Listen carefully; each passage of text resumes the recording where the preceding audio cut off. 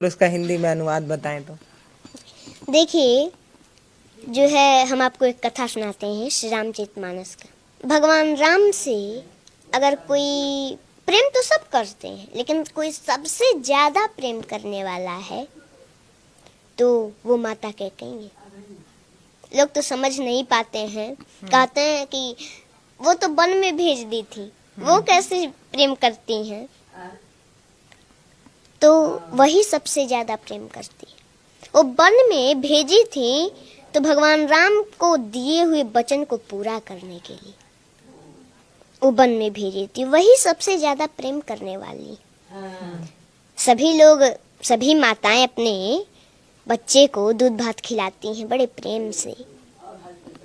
वैसे ही एक बार माता कैकेयी भी भगवान राम को अपने गोद में बैठा करके और दूध भात खिला रही थी। भगवान राम एक गिलास खाए, 2 गिलास खाए, 3 गिलास खाए, चौथे में हाथ पकड़ लिए। बोले, माँ, आपने कभी हमसे ये नहीं पूछा कि राम तुमको कुछ चाहिए। तो माता कैकेयी बोली कि अरे पुत्र, अरे राम, तुमको कुछ चाहिए तो जल्दी बोलो, क्या चाहिए? तुमको कुछ चाहिए, जल्दी बोलो। तुम्हें मांगने में देरी हो सकती है, मुझे देने में देरी नहीं हो सकती। भगवान राम बोले, माँ, पहले मेरी कसम खाओ कि जो मैं मांगूंगा वो दोगी। माता कैकेयी बोली, हाँ राम, मैं तेरा कसम खाती हूँ, जो तुम मांगोगे वो हम देंगे तुमको। मांगो, क्या चाहिए? भगवान राम बोले, माँ, लेकिन जो मैं मांगने जा रहा हूँ अगर वो आप दे दोगी तो संसार में कोई भी आपका नाम, अपने बच्ची का नाम नहीं रखेगा। तो कैकेयी माता बोली, मुझे मंजूर है राम, बताओ ना क्या चाहिए। मेरा नाम, अपनी बेटी का नाम कोई न रखे, ये मुझे मंजूर है। मेरा राम प्रसन्न रहे, इससे बढ़कर मेरे लिए और क्या हो सकता है। भगवान राम बोले, माँ, लेकिन जो मैं मांगने जा रहा हूँ अगर आप दे देंगी तो संसार में आपका अपजस होगा। माता कैकेयी बोली, मुझे जस मिले, मेरा राम प्रसन्न न रहे तो वो जस मुझे नहीं चाहिए, मुझे अपजस मंजूर है। भगवान राम के आंखों में आंसू आ गए। बोले, माँ, लेकिन जो मैं मांगने जा रहा हूँ वो आप दे देंगी ना तो कदाचित आपको वैधव्य जीवन भी देखना पड़ सकता है। माता कैकेयी जब ये सुनी मौन हो गई। आप ही बताइए, कोई भी भारतीय स्त्री हो तो उसको ये बात तो खटकती है। मौन हो गई माता कैकेयी। थोड़ी देर मौन रही, फिर कुछ देर के बाद बोली, राम, मुझे कदाचित वैधव्य जीवन ही क्यों ना देखना पड़े, वो भी मुझे मंजूर है। बताओ तुम्हें क्या चाहिए। भगवान राम बोले, माँ, एक समय ऐसा आएगा, मेरा विवाह होगा, मैं फिर अयोध्या आऊंगा और उस समय हमारे लिए आपको 14 वर्षों का वनवास मांगना पड़ेगा। जब कैकेयी माता वनवास सुनी तो तुरंत धड़ाम से गिर पड़ी, जमीन पर बेहोश हो गई। भगवान राम ने जल से छींटा मारे तो कुछ देर के बाद होश आया। उठ के बैठी, थोड़ी देर मौन है, फिर बोली, राम, रो रही हैं।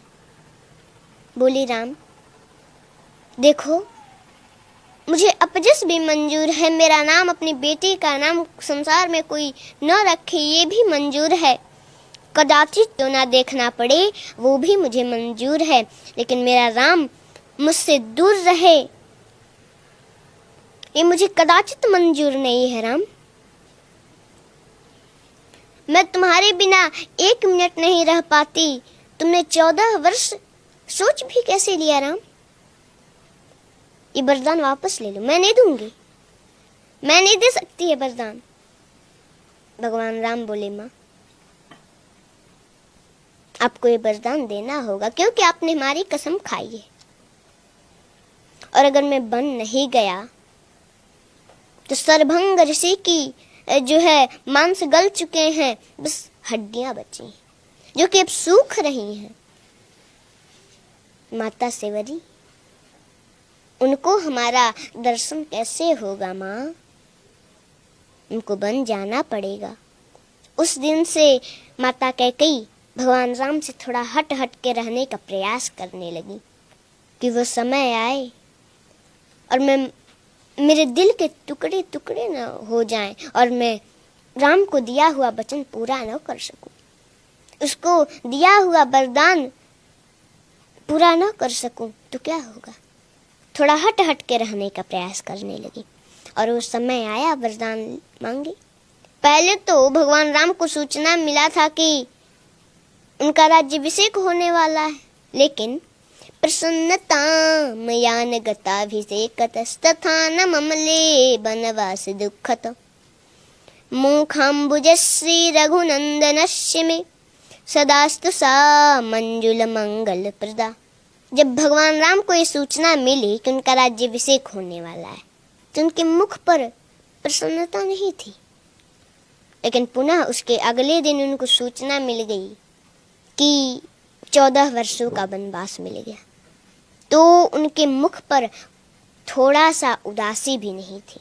उस समय तो प्रसन्न हो रहे हैं कि अरे पिताजी ने हमको अयोध्या का राज नहीं, पिता दिनी मोहि कानन राजू, पिताजी ने मुझे अयोध्या का राज नहीं, मुझे तो जंगल का राजा बना दिया। वो तो प्रसन्न हो रहे हैं और उस समय उपदेश देते हैं कि कोई भी परिस्थिति हो उसमें प्रसन्न रहना चाहिए, हंसते रहना चाहिए। कोई प्रसन्नता की बात सुन ली, ज्यादा उसमें प्रसन्न भी नहीं होना चाहिए, और कोई दुख का बात सुन लिया तो उसमें ज्यादा दुखी भी नहीं होना चाहिए। हर परिस्थिति में एक जैसा रहना चाहिए। जी देखिए, पुत्र और माता के बीच का जो प्रेम है वो इन्होंने कितने प्यार से समझाया है। इतना इससे पहले भी कई बार राम कथा सुनी होगी, कई बार आपने मंचों पर सुनी होगी, मैंने भी सुनी है, टीवी में देखा है, कई बार मम्मी के साथ सत्संग जाना हुआ है, लेकिन इतना प्यार से आज तक कभी नहीं सुनी। इतने मधुर आवाज में कहाँ पे ठहराव देना है, कहाँ पर पिच गिराना है कि आप उस वाक्य से जुड़ पाए, कहाँ पर पिच उठाकर हाई बोलना है, ये एक कला है।